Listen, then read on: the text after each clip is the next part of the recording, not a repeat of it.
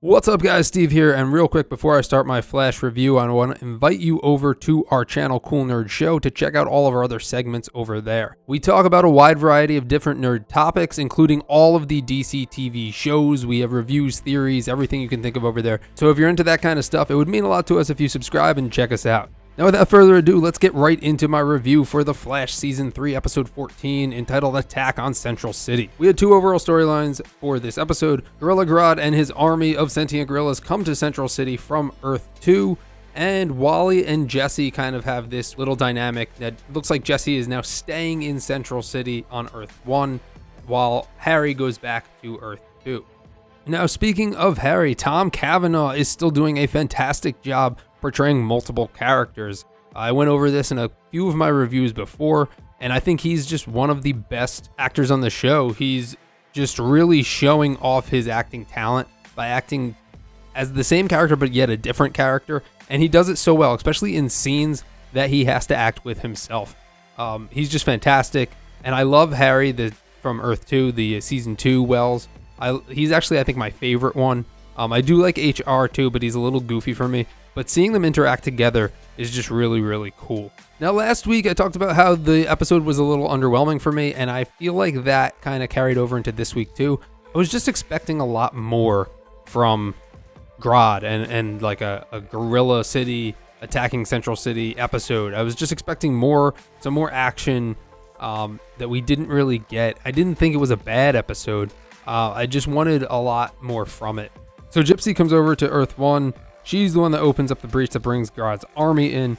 Some Easter eggs. We did see Grodd in his armor, and it looked cool. For the most part, the effects looked pretty good.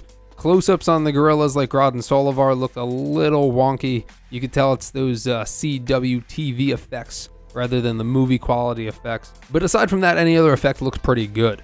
So Grodd then mind controls Joe, and then Harry uses his science magic to figure out what was in Grodd's mind or what Grodd had saw. That's basically how they find out what Grodd's plan is. Barry defuses the missile because Grodd had taken control of General McNally, and then they use that also to find where they're going to have that final showdown. But with a twist, the end, they bring Solivar back, and Solivar is the one that battles Grodd. I actually wanted to see more of a Barry or Team Flash versus the gorillas, and we didn't really get that. They fought them for a little bit, but nothing really happened. They just kind of ran into them, and the gorillas just tossed them to the side, and then Solivar showed up, and then we had this like weird CGI gorilla fight that didn't really satisfy me too well. Although I did like the end. I feel like that was an homage to King Kong, where King Kong falls off of the Empire State Building, Grodd falls off of the building, is defeated. All they needed was a King Kong line in there, but they didn't do that. But I do feel like that was where that had come from, and that's where they took the homage from. Now, Grodd is still active. He's currently locked away, but he is not dead. He's not on another Earth or anything like that. He's now locked up in Argus with King Shark, and they make a comment towards that at the end. We will probably get to see a King Shark Grodd episode in the future. Not this season. I don't think that's going to happen. Maybe next season, maybe a couple seasons from now, but look for something like that to happen. Now, Jesse and Wally, their relationship is moving pretty fast, dare I say. Jesse's staying in Earth 1, and Harry's going back to Earth 2. Harry kind of plays this like guilt trip, I'm sick, when he's really not, to try and get Wally to force Jesse to stay in Earth 2, and it almost works, but then Jesse calls him out on his shit. So it looks like she's staying for now.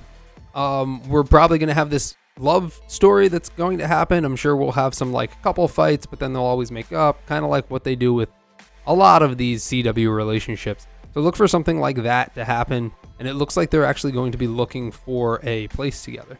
Now, speaking of relationships, Barry finally proposes to Iris and says that he's going to stop worrying about the future and obsessing over the future and just enjoy the time that they have with each other now.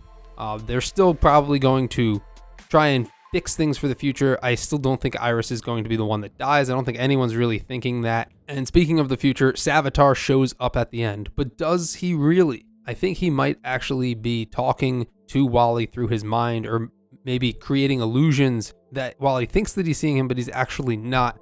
And we kind of got that from the promo for next week. So anyway, we have a theory on what we think Savitar's prophecy will be. So head on over to our channel, check that out. If you liked this video, please give us a big thumbs up. And as I said before, please feel free to check out our channel, Cool Nerd Show. Check out all of our other DCTV videos, reviews, theories, anything over there. If you have a request, you can leave a comment. Also, I would like to know what you guys thought of this episode. What are your theories? Please sound off in the comments below. Let me know what you think is going to happen with Wally and Savitar and with Jesse staying in Earth 1. Sound off in the comments. I will do my best to reply. Thank you for watching, and hopefully I will see you on all of my other segments.